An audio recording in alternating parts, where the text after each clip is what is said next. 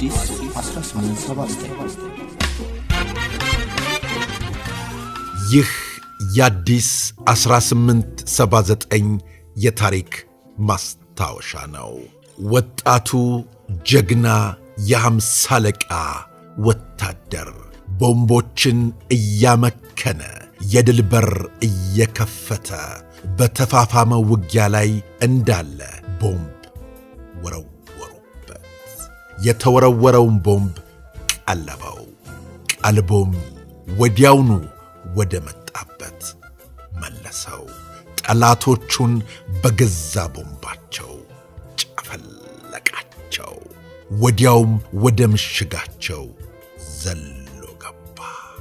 ይህ የ10 አለቃ አበባው አስፋው እንዳሻው ታሪክ ውስጥ የሚገኝ አንደኛው የጀግንነት ታሪክ ነው። የ18ኛው ተራራ ክፍለ ጦር አባል የሆነው የጦር ሰራዊት ቁጥር 810675 የሆነው የ50 አለቃ አበባውን የተራራው መብረቅን ገድል እንመለከተዋለን። አብራችሁን ቆዩ።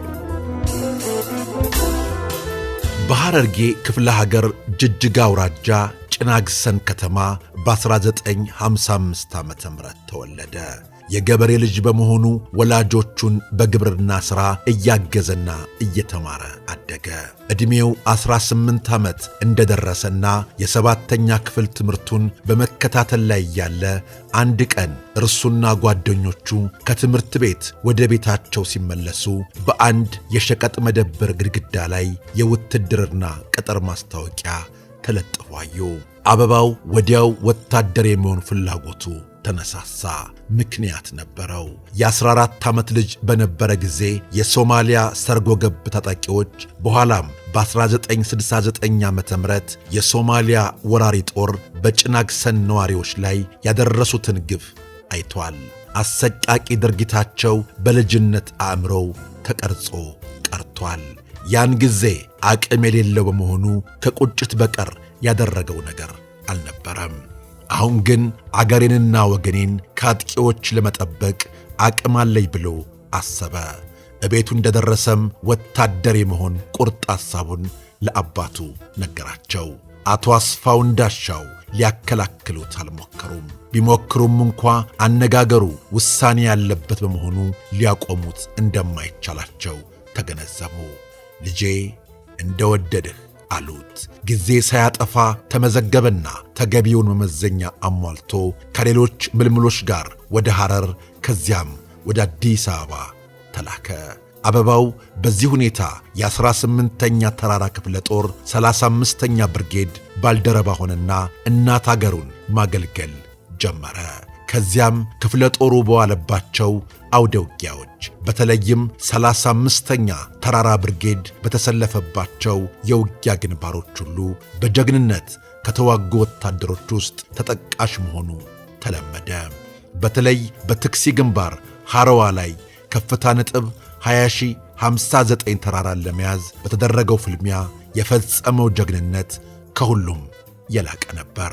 ተራራው ላይ መሽጎ የሚገኘውን የሻዕቢያ ኃይል አጥቅቶ እንዲያስለቅቅ 35ኛ ተራራ ብርጌድ መጋቢት 25 ቀን 1974 ዓ.ም ግዳይ ተሰጠው። ለስፍራው ደርሶ ማጥቃት ቢሰነዝርም ገዢ መሬት ላይ የተጠመዱት መትረየስ አላላውሳለው። ብዙ የሕይወት መሥዋዕትነትም ተከፈለ።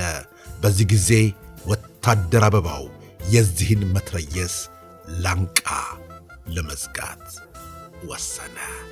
እንዴት? እንመለስበታለን። ውድ የአዲስ 1879 ቤተሰቦች ይህንን ታሪክ እየሰማችሁ ሰብስክራይብ ያድርጉ፣ የላይክ ምልክቷንም ነካ ያድርጓት። የዚህን ጀግና ታሪክም ወዳጆቹ እንዲሰሙት ሼር ያድርጉላቸው። የሚሰማዎትንም አስተያየት ይጻፉልን። የተራራው መብረቅ የሆነውን የ50 አለቃ አበባው አስፋው እንዳሻውን ታሪክ እንቀጥላለን። አብራችሁን ቆዩ። ተራራው ላይ መሽጎ የሚገኘውን የሻዕቢያ ኃይል አጥቅቶ እንዲያስለቅቅ 35ኛ ተራራ ብርጌድ መጋቢት 21 ቀን 1974 ዓ.ም ግዳይ ተሰጠው። ስፍራው ደርሶ ማጥቃት ቢሰነዝርም ገዢ መሬት ላይ የተጠመዱት የጠላት መትረየሶች እርምጃውን ገቱት።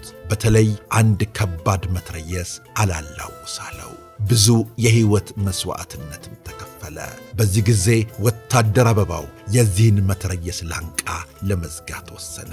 የወሰነውን ለማድረግ የማንንም ትዕዛዝ አልጠበቀም።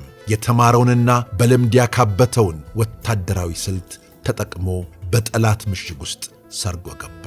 ከዚያም አከታትሎ የእጅ ቦምቦችን ወረወረ። እንደተመኘውም ያንን መትረየስ ከነተተኳሾቹ አወደመው። እርሱ በፈጸመው ጀግንነት የወገን ጦር ከተኩስ ነፃ የሆነ መቃረቢያ መስመር አግኝቶ የጠላትን ምሽግ እየሰባበረ አለፈ።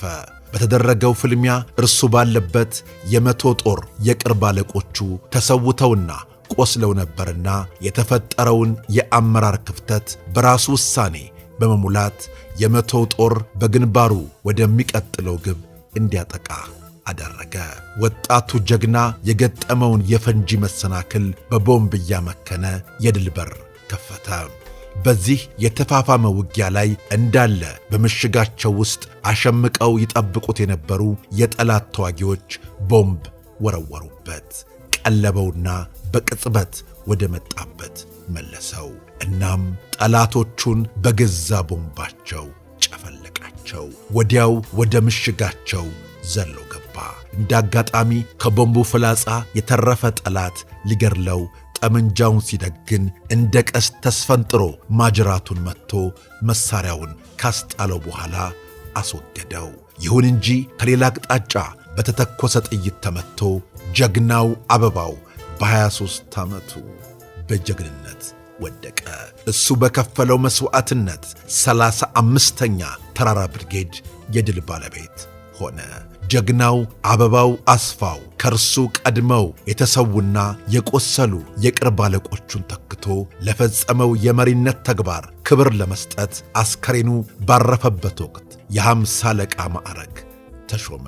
በፈጸመውም የሚያኮራ ጀብዱ መስከረም 1 ቀን 977 ዓ.ም የላቀ የጦር ሜዳ ጀብዱ ሜዳይ ተሸላሚ፣ ለሀገር ክብር ለሰንደቅ ዓላማ ክብር የተከፈለ መሥዋዕትነት ነው። አዲስ 1879 ታሪኩን እንዲህ አቀረበው። የተራራው መብረቅ የ18ኛ ተራራ ክፍለ ጦርን ታሪክ ከጻፉት ከገስት ተጫኔ መጽሐፍ ላይ ይህንን ታሪክ እንዲህ አቀረብነው። ቤተሰቦቻችን አሁንም የጀግኖቻችንን ታሪክ እያነሳን እንዘክራለን፣ እናስታውሳቸዋለን። ስለ አብሮነታችሁ፣ ስለ ወዳጅነታችሁ ከልብ እናመሰግናለን። አዲስ 1879